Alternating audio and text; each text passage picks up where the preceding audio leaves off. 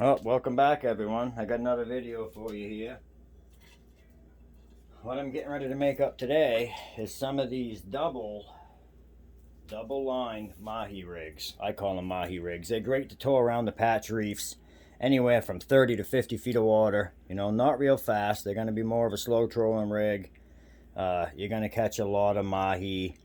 Barracuda will bite these. Wahoo will bite these. Blackfin tuna, skipjacks, you know, anything that you're going to find around the reef and trolling around the reef and even out to 200 feet of water and even further than that, you know, it's just, they work really good. And the thing is, it's got two hooks, okay, we got a 7/0 hook in the 6-inch squid here, and we got a 6/0 in the 4. And what it is it's like an extension. The line runs up through, right back down through the crimp to make your loop, okay, and then the 4-inch hangs about halfway down to the 6, so they can never tangle. If this 4 gets wrapped around this one, okay, as soon as it gets pulled on, it just unspins at the swivel. Okay, watch what happens. Zip. It just all unswings. Let's do that again. I was holding it in the wrong spot. Let's wrap this around a bunch of times, okay. I'm gonna step on this one, okay, and you see all these wraps. Now watch. Fish grabs this, takes off. All that just zoop, spins right out. You're good to go. Also, this bigger one's got a 1/2 ounce of weight. This one has an 1/8 ounce. So they're going to run at different depths. The 6-inch is going to run a little deeper than this one. Alright, take and wrap these right up. They make really good rigs. Spin them up like this. Okay, and I'll throw it in the bag and off we go with it. But anyway, let's get into it. What you're going to need, I'm using 250-pound mono.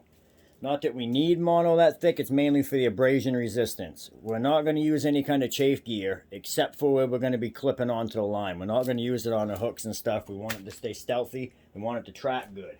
So 250-pound mono. 1.8 millimeter crimps. I'm using the catch-all. They're the long crimps. You can crimp them twice in that length. Okay, we're using a 6-inch squid skirt and a 4-inch squid skirt. I've simply took a bait needle, poked a hole dead center down through both of them, and I've left it in there to keep it stretching out. Our weight, I'm using these steel. Okay, they're like a bullet-shaped sinker. And we're using 1/8 ounce for the 4-inch and 1/2 ounce on the 6-inch. We're also going to need beads. I believe these are 8 millimeter beads this size, and it calls for 4 of these, I believe. On the 6-inch, on the 4-inch, by the time you put your crimp, you don't need any beads. You're going to need one of these if you want. We're going to put a flash underneath the 6-inch just because. Why not? Go ahead and pull that out.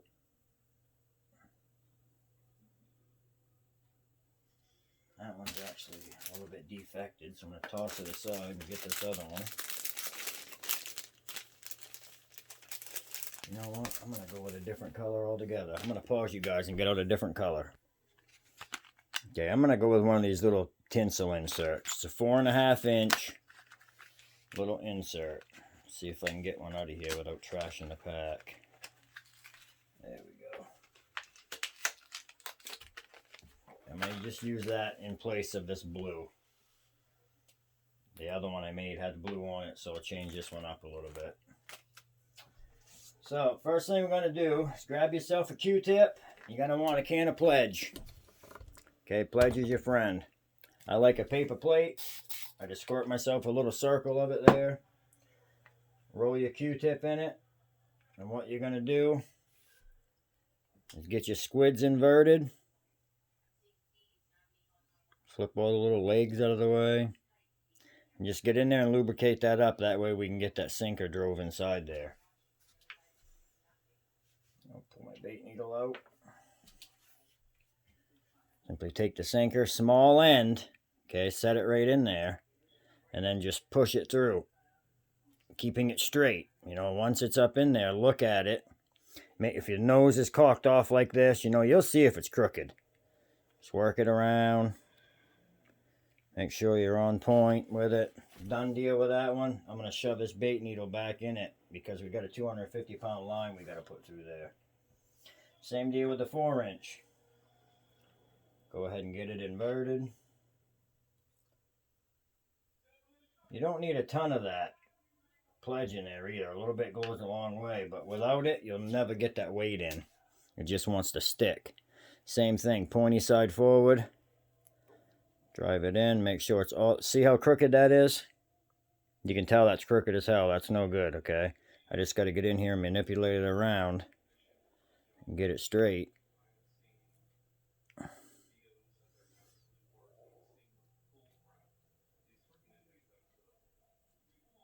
Okay, that's pretty good right there. Same thing, stick the needle back in it. Now what I'm using is a 6/0 Mustad O'Shaughnessy hook for the 4-inch. And we're going to use a 7/0 Mustad O'Shaughnessy hook for the 6-inch. We're going to go ahead and start with the 6-inch side. We're going to grab our mono. Get you guys lined up. I'm going to zoom you in a little bit. Take our 6-inch squid. We're going to run that mono right down through that hole we poked. Make sure we go through our sinker, not down the side of it. Okay, pull it out. Next, our tinsel.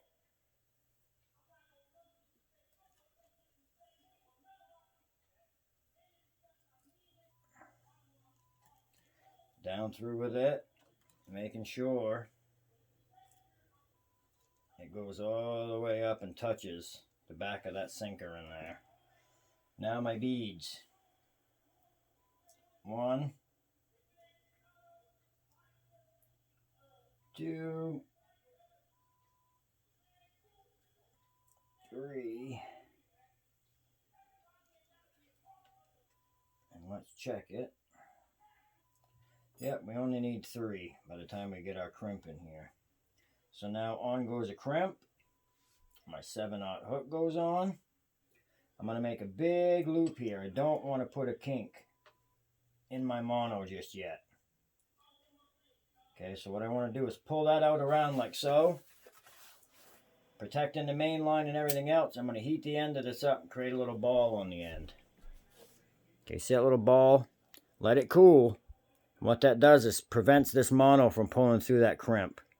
Should your crimp not quite be a good one, you didn't quite get it, you was in a hurry, that might save the day. Leaving so my hook's free to move. Okay, we don't want to come too tight with our loop. Then I'm going to come in, I'm going to stay in. See how much of that crimp I've got sticking out? I'm going to crimp this side. And I'm going to come down the other end. Same deal. I'm not going to go all the way to the end. And I'm going to crimp that side. What that does, create an hourglass shape. If I crimp this all the way to the end, it's just going to pinch in and cut my mono off when this gets getting hard on back and forth. That's how you want to crimp that. And that's why I like the long crimps. You notice I've got 2 crimps in one. It's a big deal. Makes a big difference. So now there we have it. Okay, we have our hook. Get this mono straightened out. Okay. We have our hook and our crimp, 3 beads, our little tinsel, and our squid skirt. Let's come right down over the top of that. Okay, and that's a 1/2 ounce of weight. And you can see that that is just going to make a lot of flash and draw a lot of attention. Okay, and our hook is right at the very back, right where you want it. So now I'm going to pull off about 5-6 feet from here. I'm going to hold this squid and I'm just going to stretch my arms apart. Okay, and that's where I was at. Mark it with a Sharpie so you don't lose that point. And now pull out about enough line to get halfway down to that squid again and go ahead and cut it off. So basically what I've done is I've got my mark okay? And I've pulled out enough tag end that goes halfway down the main line to my 6-inch squid, roughly half. Grab another crimp, slide it on. We're going to go right up to our mark with it, okay? Then we're going to come right back down through the other side. Oh, hold on, I almost forgot my chafe gear. Get your chafe gear on if you want it. No, I'm going to put it on this one, just because, why the hell not? I wouldn't put it down by the hook, so the whole point is to keep this stealthy. Okay, and then just go right back down through that crimp. And you'll see what's going to happen here.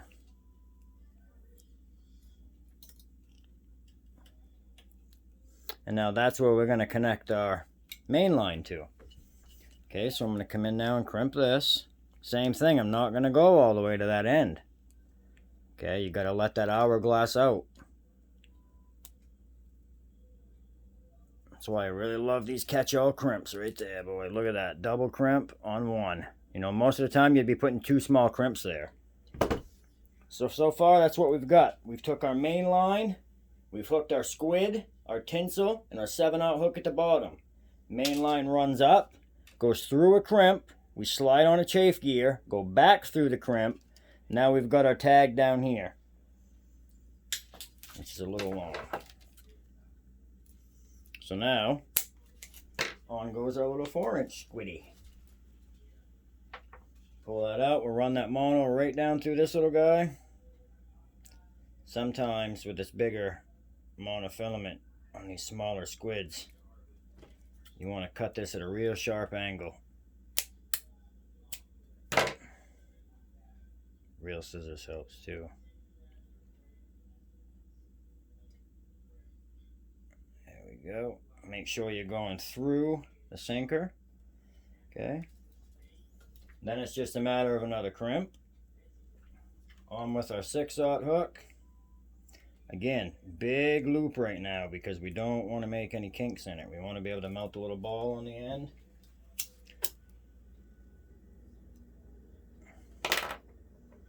I always push in on the back where it's going to rest against the other line just so it ain't chafing on that.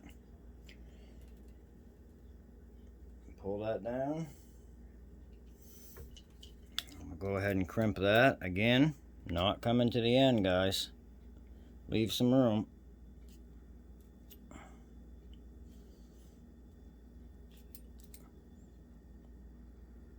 Okay. And now this guy slides down over that hook. There we have it.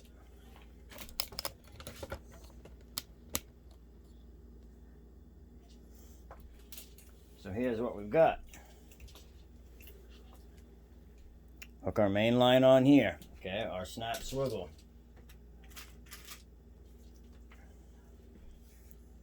Very important for this rig. Got to have one of these. This is what keeps it from tangling. On goes that.